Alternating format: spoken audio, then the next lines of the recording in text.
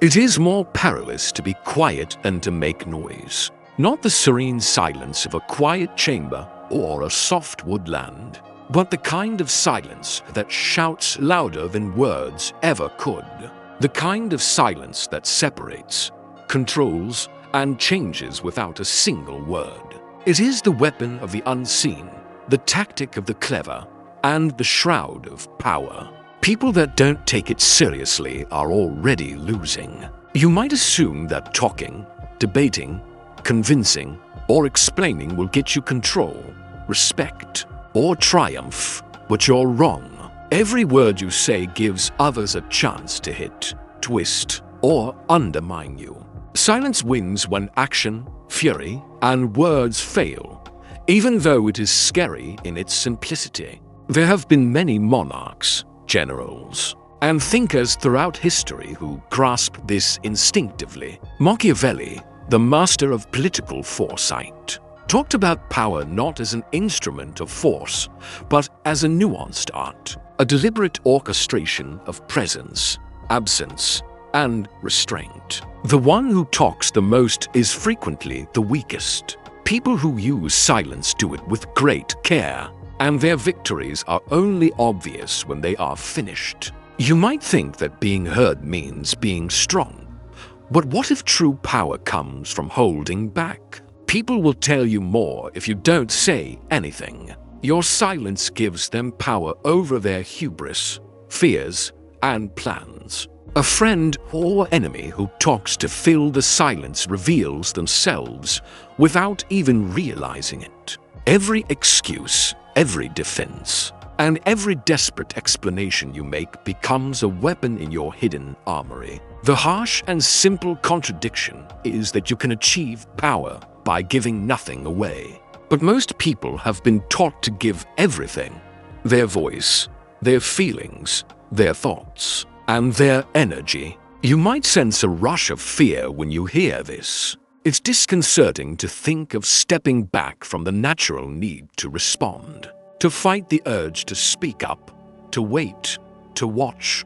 and to stay still. To be silent, you need to be patient, have a plan, and be willing to let others dance into your hands. Are you willing to watch others squirm, struggle, and talk while you have the upper hand? Can you handle the loneliness, the criticism, and the misunderstanding, knowing that your strength is growing in the pauses between words? The world honors those who speak up, make noise, and react. But in reality, it is the quiet watcher who advances unnoticed, strikes unseen, and wins unseen. How many chances have you previously missed because you couldn't help but fill the void? How many deals, relationships, or chances to make a difference have you missed because you spoke too fast, reacted too loudly, or protested too quickly? You are about to have a revelation that will make you feel both uneasy and high. It is a skill that few people learn, a discipline that few people practice, and a fact that few people admit. Silence has a power so great that speech becomes weak. Anger becomes unimportant, and the frenzied search for attention falls apart like dust. But before you can use it, you need to know why you were taught to ignore it, why the universe creates sounds impossible to ignore, and why, strangely, your biggest wins will come from holding back instead of acting. The information you are about to receive will challenge your beliefs about power, control, and human nature. It will make you face the difficult truth that what you think you know about power could not be true. And now, in this space between words and worlds, you are about to witness the first hint of a plan that is so simple but so terrible that anyone who finds it will never be the same again. The fear of quiet and the difficulty in mastering it are not due to external factors. It is not in the world. It is in you. You were trained to talk, explain, and defend yourself from the moment you learned how to speak. This made you think that noise was a sign of life, Every word that was said became a shield, every debate became a sword, and every explanation became a lifeline. But it's strange because the more you yell to make your point, the weaker you show your stance. Carl Jung noted that a significant portion of human misery rises from our unwillingness to acknowledge aspects of ourselves. Your compulsive desire to respond, assert, and clarify is showing the cracks in your mind that you don't want to see. Every hasty defense, every too detailed apology, and every desperate argument shows how insecure you are within. You are stuck in a maze of your own devising, thinking that doing something shows power when it really shows weakness. Jung may call it the shadow at work, the part of you that you don't know about and can't control, that makes you less powerful as soon as you stop being careful. Friedrich Nietzsche to solve this tragic irony. He who fights with monsters should be careful lest he thereby become a monster, he wrote. One may just as easily say, he who fights with words should be careful lest he becomes weak. Your voice, your reactions, and your explanations are weapons, but only if you can use them as precisely as silence. If you don't, they turn into chains that pull you into fights you can't control. The more you insist on being heard, the more you give power to the unseen forces around you. The manipulations, the judgments, and the subtle power plays that others use while you wear yourself out trying to resist them. Machiavelli analyzed this phenomena centuries ago, noting that most leaders fail not due to external adversaries, but because of internal disorder. The incapacity to exercise self-restraint, the compulsive want to respond to perceived offenses, and the misguided notion that disclosing every thought will safeguard them. He remarked, "It is double pleasure to deceive the deceiver, but to do so, you need to be able to keep quiet. If you talk or act too quickly, you give your power to the people you want to control." So, silence isn't being passive. It's a strategy, a planned lack of action that makes inaction the most powerful weapon possible. But why does this fight feel like it's in my blood? The answer is in how humans have changed over time. Our minds are made to respond. Threats, whether real or imagined, cause people to react right away. Fight or run, talk or defend, explain or justify. The need to act has been around longer than civilization itself. But civilization, in a strange way, punishes those who are free. In today's society, acting on impulse can damage your reputation, disrupt negotiations, and weaken your power. The instinct that kept you alive in the past now puts your power at risk. Silence is not natural, yet it is important. It goes against your instincts and is a conscious rebellion against the biology that has ruled you for thousands of years. This tension is even worse in terms of culture. People who take over talks, interrupt with authority, and demand to be seen are praised by society. People who make noise are praised. People who pay attention are worshipped. And people who are quiet are seen as weak. Kids learn to speak up. Students learn to argue. Workers learn to explain. And friends learn to defend. From the time you were born until you got your first job, you were taught to fill the emptiness instead of letting it speak for you. And by doing that, you have inadvertently given up your power, your subtle advantage, and your leverage. Now think about what will happen. A single minute of silence, misconstrued as apathy, may be the commencement of mastery. But if you don't know the psychological roots, the shadow within, the Nietzschean paradox, the Machiavellian strategy, and the evolutionary wiring, you would think this quiet is a sign of weakness. In fights that could have been won without saying anything, you will talk, react, and wear yourself out. Every time you act on impulse, You make the systems that hold you down stronger. Every time you can't hold back, you prove that the world is louder, more powerful, and more in control than you. The difficulty is that the adversary is not outside. It is inside. Your instincts, conditioning, psychological urges, and the way society has programmed you have all worked together to make stillness seem intolerable. But your biggest achievements are waiting for you in this terrible space, where you have to stay motionless while others scramble around. What most people think of as weakness is actually the strongest thing they don't know about. The stage is ready. You can see the trap, but only if you don't do anything.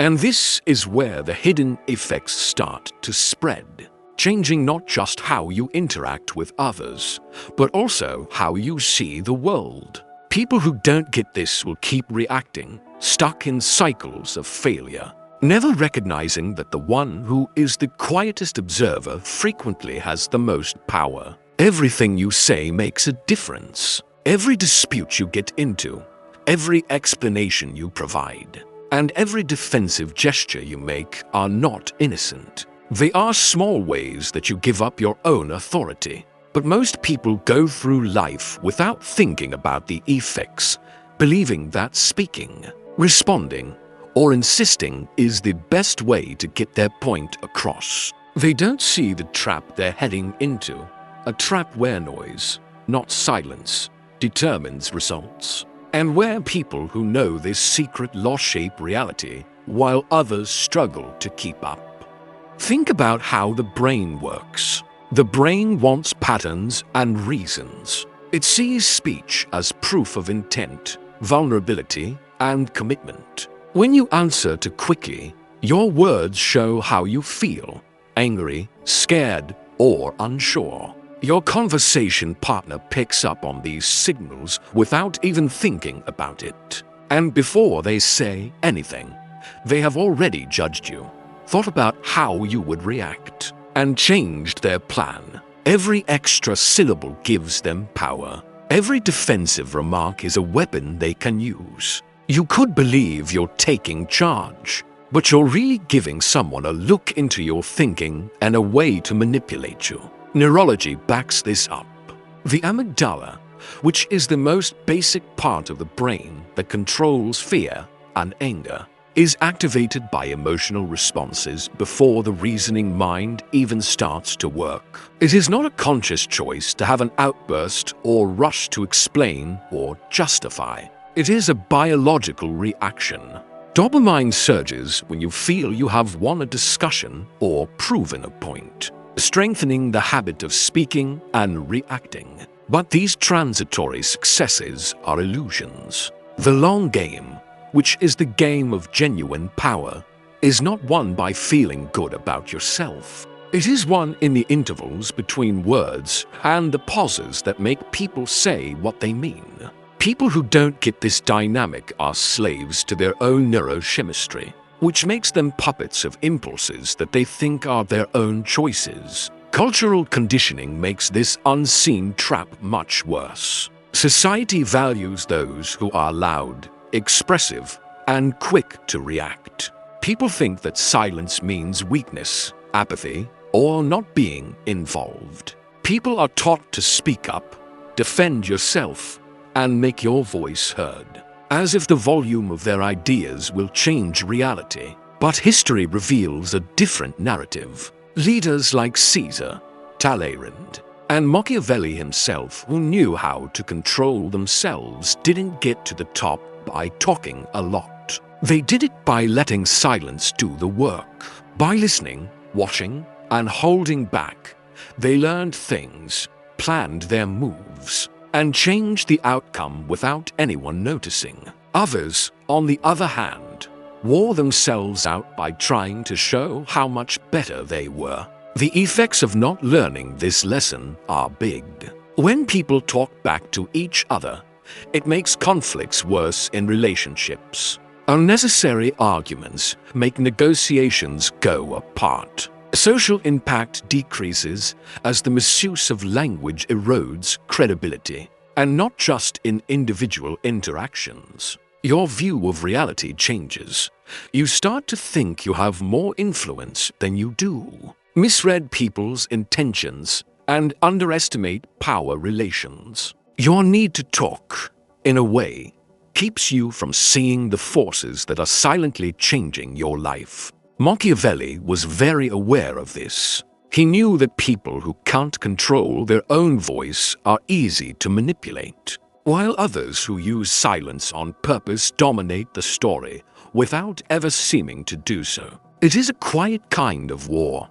The enemy merely sees that you aren't reacting, and by filling that space, they show themselves. Their pride, their drive, their fears, everything about them becomes your intelligence. But most individuals can't handle the stress of watching, waiting, and listening. They feel the gnawing pain of not reacting and mistake it for weakness, not realizing that holding back is actually giving them more strength. The sad thing is that you can't see this force until it has already changed your reality. Silence changes the borders of influence, relationships, and perception like a sluggish tide, leaving no trace until the change is complete. People who don't know how it works get stuck in reactive cycles, always tired by the unseen currents they can't figure out how to navigate. Each of their small failures goes unnoticed, yet they all slowly take away their power,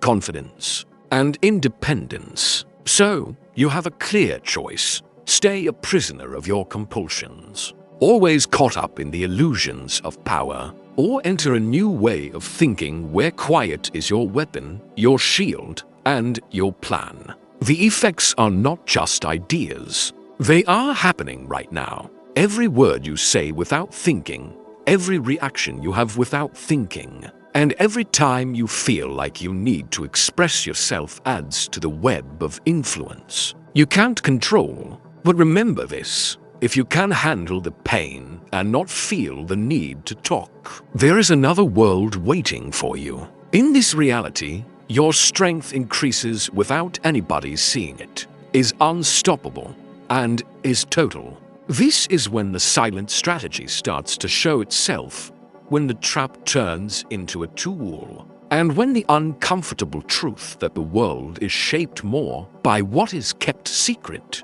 than by what is said starts to become clear. And once you understand this, the path to mastery is no longer just a theory. It is real, planned, and life-changing. What if everything you've learned about power, control, and influence is wrong? What if the thing you fear the most, silence, is the key to taking control of the turmoil of life? This is not a call to leave the world, be passive, or avoid responsibility. It's the opposite. It's a bold reclaiming of your power. It's a rebellion against your instincts, your conditioning, and the culture that values noise over strategy. You must first face the discomfort of being held back in order to break free. You have a strong urge to talk, explain, and respond. It is a chemical need that has been reinforced by years of societal approbation, education, and habit. You will feel the tension building as others around you talk, as conflicts break out, and as people push your buttons. You will feel the need to answer with every fiber of your existence. This is why silence works. It's a battleground where people who aren't ready lose to their own urges. To start your revolt, all you have to do is say no. Watch.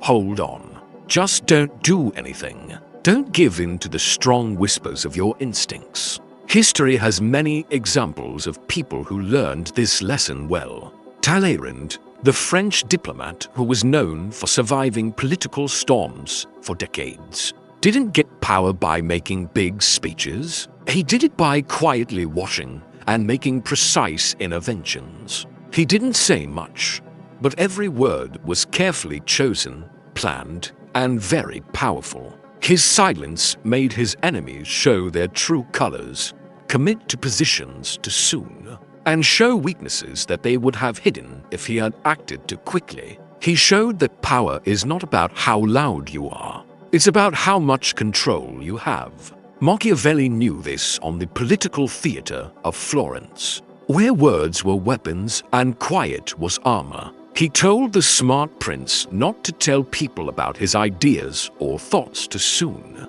He allows other people fall into traps, fight about what things mean, and wear themselves out while he quietly sets up his plan. Silence may be a weapon and a shield. It is the most extreme way to fight against how people act on a whim. But being quiet isn't enough. You also need to be observant. Watch your enemies, your co-workers, your friends, and even those you don't know. Pay attention to how they talk, how they argue, and how their egos show through. People don't know they're telling their own flaws. And when you don't say anything, you become the editor, the strategist, and the hidden hand that shapes the conclusion. Don't fill the void. They will do it for you, and their words will tell you what you need to know to make a decision. The second part of rebellion is choosing how to respond. Silence is not passive. It is strategic. A mind that is empty because of fear is different from a mind that is empty because of choice. You need to learn when to speak and when to be quiet. Responding without thinking takes away your power. Responding wisely keeps it. The smart rebel lets the world show itself in pieces, then strikes with deadly accuracy when the time is right. Every word you say is a tool, and every word you don't say is a weapon. The world will push back against you. People may think you're weak, rude, or not interested if you don't say anything. This is on purpose. Your pain is what will change you. People who can't handle the stress may talk, reveal, and react, putting themselves at risk. People who can do this can discreetly take in information, figure things out, and put themselves in positions that the reactive would never understand. When you learn to be quiet, you give off an air of invincibility. Even if they can't put it into words, other people will feel it. Your self-control is what gives you power. This rebellion changes the way the mind works. The need to respond goes away and is replaced by careful observation. Emotional urges lose their hold. You start to see things as they really are instead of how your instincts tell you they are. You can see motives, power dynamics, and weaknesses that were hidden in the cacophony before. You become the comm center in a storm of impulsiveness, and the chaos has to conform to you. The last and most drastic change, though, is inside. You need to learn to think of quiet as presence, not absence. Not as a weakness, but as a strength. Not as being alone, but as being in charge. You don't have to justify, explain, or defend yourself anymore. Instead, you are an agent of unseen influence, changing things without anyone noticing until the moment of disclosure. This is the rebellion, making what the world sees as inactivity the strongest show of force. The practical you starts right away. Don't try to take over conversations in meetings. When you argue, don't give in to the urge to explain. When you're with other people, don't feel like you have to explain yourself. Look, think, and figure things out instead. Allow the emptiness of your silence to bring forth people's truths, mistakes, and plans. Every break turns into a tool. Every word that isn't spoken gains leverage. And as time goes on, the world gets used to having you around. It's less reactive, more deliberate, and stronger. Silence is a rebellion because it goes against what you expect, what you think, and what you feel. It is uncomfortable, lonely, and scary since it goes against everything you have been taught to believe. And yet, your freedom is in this defiance. People who react are stuck in cycles of being tired and being exposed. You, who are good at being silent, work both inside and outside of the system at the same time. You don't care about the cacophony of the world. You can count on its pandemonium. You can use its impulses as tools. The change is huge. You are no longer a part of the never-ending war of words. You are the strategy, the invisible force, and the quiet judge. And once this rebellion is fully understood, and the discipline of restraint is mastered, the last revelation will happen. Silence does more than protect you. It wins. It doesn't just have an effect. It tells you what to do. And in that reality lies the ultimate mastery, the last, inexorable power that words can never accomplish. The earth has been telling you its secrets all along, but you didn't hear them because you were talking too loudly. You thought that pronouncements showed influence, arguments showed power, and volume showed control. But the truth is the opposite. The loudest people are frequently the weakest. The most impulsive people are often the most chained, and the most insistent people are typically the most vulnerable. Silence is not the same as being absent. It is the same as being present. It's not weakness. It's the strongest thing there is. It isn't being alone. It's having control over the chaos that drives people who can't control themselves. You are now on the verge of comprehending. Pay attention. Every argument you've ever had, every time you had to explain, excuse, or defend yourself, you were losing a war you could have won without saying a word. The person in front of you was not your enemy. The enemy was the urge inside you, the need to act, and the need to be heard. Every syllable you said was a sign of giving up, a slow loss of your power. And here, in the calm and the purposeful restraint, you see what the wise few and the ancients knew. Silence can change the world in ways that words never can. Machiavelli said that it is safer for a ruler to be feared than adored. But the lesson in that is more than just politics. It's not about being mean. It's about how you see things, how you govern things, and who you are. People who use silence on purpose make things seem like they are going to happen. People don't question their powers since their plans are hidden until they happen. Some people trip over their own urges and their own desperation to fill the emptiness. The quiet spectator sets the stage for events, while the people who respond wear themselves out trying to change things. Silence is the most frightening thing because it makes the world show itself. And when the world shows itself, control is unavoidable. Think about this. To have the most power, you have to stop wanting to be understood. To be powerful, you have to fight the urge to explain. To control outcomes, you must relinquish the impulse to respond. The mind fights this because it goes against nature.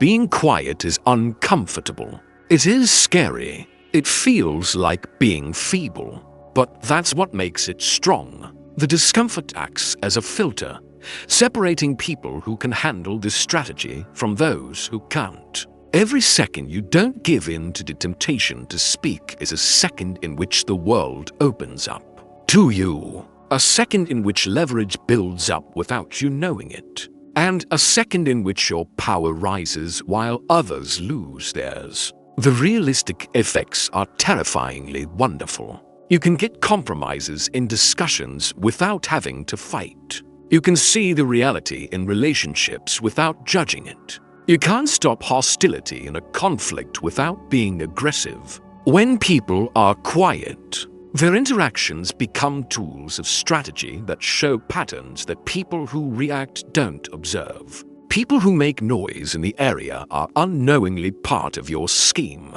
They betray themselves, wear themselves out, and show you their weaknesses that you may use against them without ever seeming to act. The strength is in holding back. The win is in watching.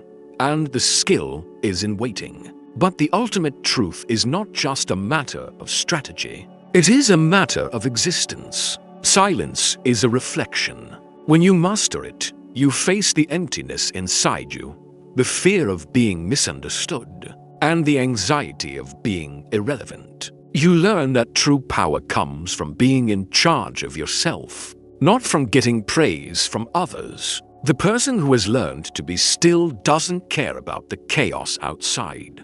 The reactive world may shout, lie, and cheat, but you stay the same. You are the calm in the middle of every storm, the person who changes reality without touching it. Mastering silence is the same as mastering existence itself. This realization affects everything. You can finally see why you went through all those hard times, fights, and embarrassments. They were the lessons that got you here. Every hasty debate, every desperate explanation, and every pointless complaint is part of the education that got you ready for this time. The world will keep rewarding noise on the surface, but you don't take part in that shallow economy anymore. You can't see your wins, but they are real. Your power is quiet, but it is real. You've gone beyond the emotive, the reactionary, and the surface level. Stop for a second. Think about what this means. You are free from the things that most people can't stop doing.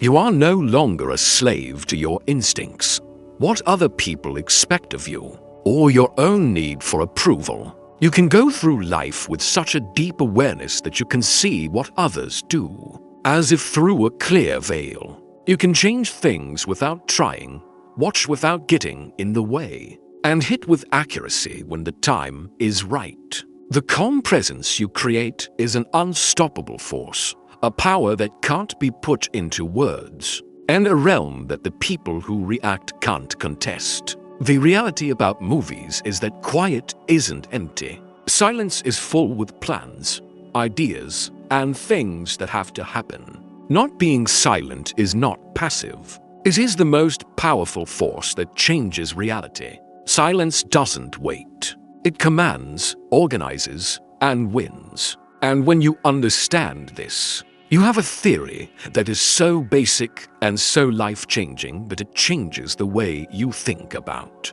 power, influence, and life itself. So go ahead and step into it. Stop talking all the time. Stop acting on impulse. Enter a place of calm observation and intentional restraint. Feel the strain, accept the discomfort, and watch as the universe unfolds according to the hidden structure you now understand. You are invincible when you are quiet. You are unavoidable in quiet. And in stillness, you finally know the whole truth. That true power always wins when words fail.